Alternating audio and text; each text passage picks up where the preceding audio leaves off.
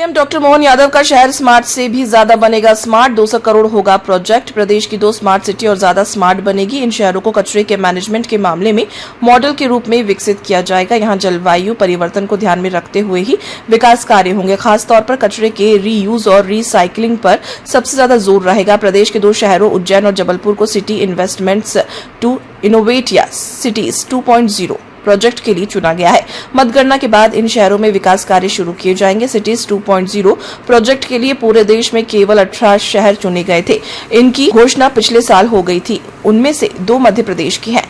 केंद्र सरकार ने इन शहरों में जलवायु परिवर्तन को रोकने वाले विकास कार्य करने के लिए 1496 करोड़ रुपए स्वीकृत किए हैं। इसमें से लगभग 200 करोड़ मध्य प्रदेश के दोनों शहरों को मिले हैं। यह 4 साल का प्रोजेक्ट है। इसके तहत उज्जैन और जबलपुर में एक चक्रीय ठोस अपशिष्ट प्रबंधन अर्थव्यवस्था को बढ़ावा देने वाली परियोजनाओं को लागू किया जाएगा।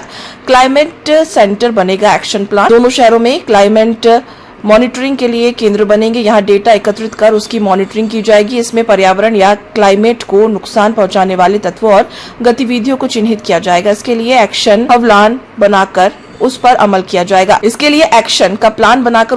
किया जाएगा। सिटीज 1.0 प्रोजेक्ट में था केवल उज्जैन। पहले सिटीज 1.0 प्रोजेक्ट में देश के 12 शहरों को चुना गया था। उसमें मध्य प्रदेश का केवल एक शहर उज्जैन शामिल था। इसके तहत 150 करोड़ रुपए की लागत वाले Mahakal Rudrasagar integrated development approach 2 पर काम हुआ। इससे महाकाल लोक के पास स्थित रुद्रसागर झील का कायाकल्प किया गया है। सर्कुलर इकोनॉमी को बढ़ाने शुरू होंगे नए प्रोजेक्ट।